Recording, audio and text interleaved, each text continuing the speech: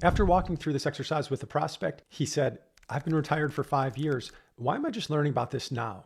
So today I want to walk you through the exact same exercise. And by the time we're done with this video, you'll understand why this changes everything about how you think about retirement planning and why it will make your retirement even better. Now, before we jump into your specific numbers and investment strategies, I want you to think bigger for a moment. At Streamline, we believe that there's 4 types of assets that everyone manages, whether they realize it or not. And most financial advisors only talk about one of these, but the most fulfilled retirees, they think about all 4. So let me walk through them with you. I learned this from Ron Bullis at LifeWorks Advisors, and this has been a very powerful exercise for clients. So here's the first one. And this is financial assets. It's what most people think about, right? Your 401k, your IRAs, savings accounts, maybe some real estate or stocks.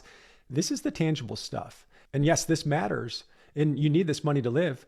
But here's what's interesting. There are 3 other assets that are very important here. The second one is human assets. This includes your faith, your health, relationships, your family, character, your time.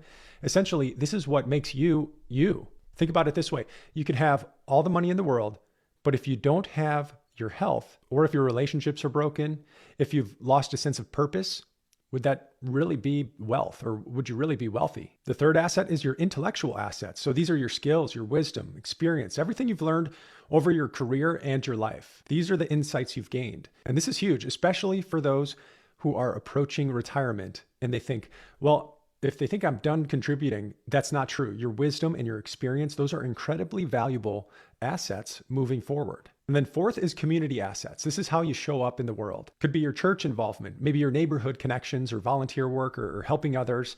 It's your legacy and your impact. And a lot of people get to retirement and they feel isolated because they never invested in this form of wealth. Now, here comes the exercise that changes everything.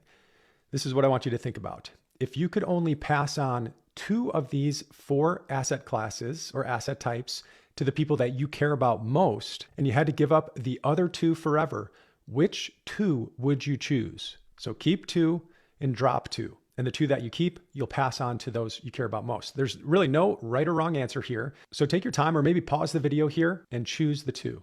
If you want to put the 2 in the comments below, that would be great. I'd love to read them. But here's what's fascinating. What Ron and I both found is that less than 10% of the people that do this exercise choose financial assets as one of their top 2. Most people will choose human assets or intellectual and community assets. But here's the unfortunate part. If you walked into any financial advisor's office or met with an advisor, what they'd spend 90% of their time talking about, it's just your financial assets. They'd pull up charts and graphs and talk about the allocation and fees and market performance, but they'd completely ignore the other 3 forms of wealth or the other 3 assets that you just told me matters most to you. So here's the real question we should be asking. How do we use your financial assets to invest in the projects and the things that actually matter the most to you? How do we make sure that your money serves your human assets? Or how does your financial plan support your intellectual assets? And how does that enable your community assets? This is why our approach at Streamline is different. We don't just ask how much money do you need? We ask what kind of life do you want your money to make possible? We don't just focus on growing your portfolio, that's important, but we also focus on aligning your financial resources with your deeper values and goals. Because here's the truth. Money's just a tool. The question is, what are you trying to build with that tool?